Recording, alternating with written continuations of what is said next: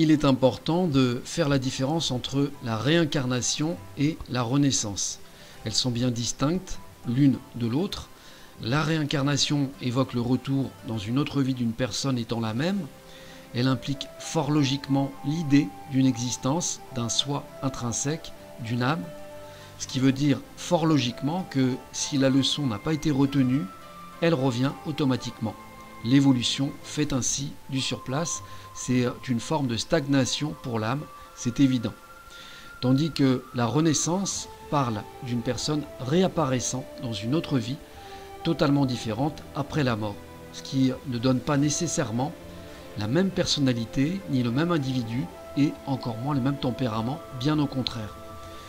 On pourrait dire que les compteurs sont remis à zéro quelque part, même si nos bagages karmiques nous suivent.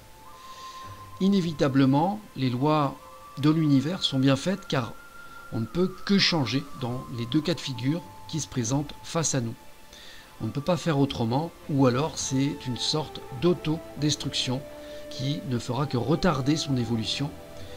Or, je doute qu'un individu accepte la souffrance comme parcours initiatique, on s'en passe tous volontiers, à moins d'avoir une petite araignée qui nous trotte sérieusement dans la tête, mais autrement, je ne vois pas. De toutes les façons, on ne peut rien contre la nature, aller à contre-courant, c'est perdre d'avance. Alors, au-delà de déterminer la renaissance, le karma évoque aussi les différences physiques et psychiques entre les êtres, ainsi que celles caractéristiques. Dans la vie que nous menons au quotidien, nous ne pouvons nier que nous sommes les héritiers de notre karma.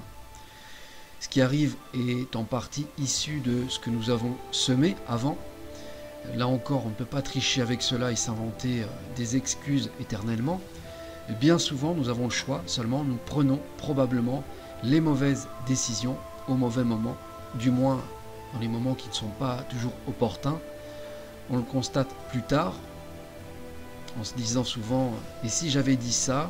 ou « si j'avais fait cela ?» mais il n'en est rien. C'est là qu'intervient l'importance du karma.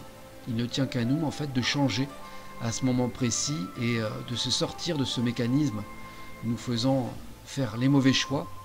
Il est à la portée de tous à condition d'être sincère.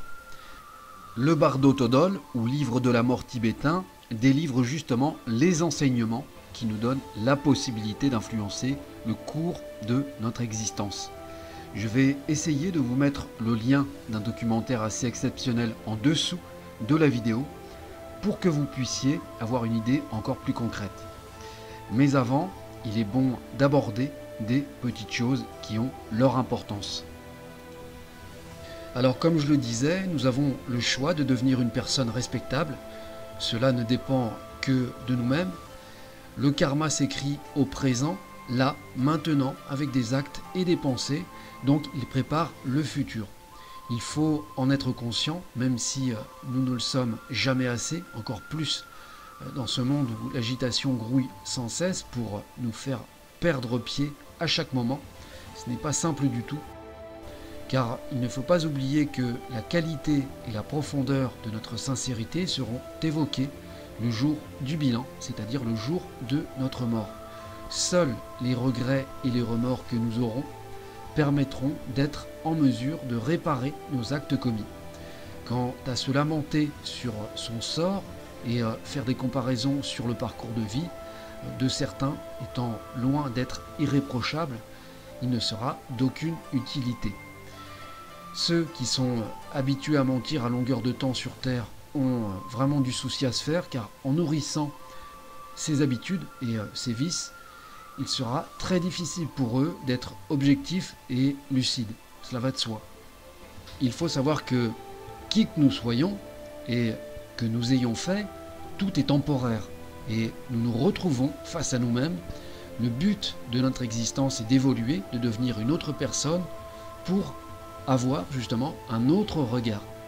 Nous préparons aussi notre vie future, là, maintenant, au moment où je parle, sans même s'en rendre compte. À présent, je vais développer la question de noblesse qui suit ensuite dans la prochaine vidéo pour que vous compreniez son réel impact sur votre vie. D'où l'intérêt de cultiver la sincérité au quotidien.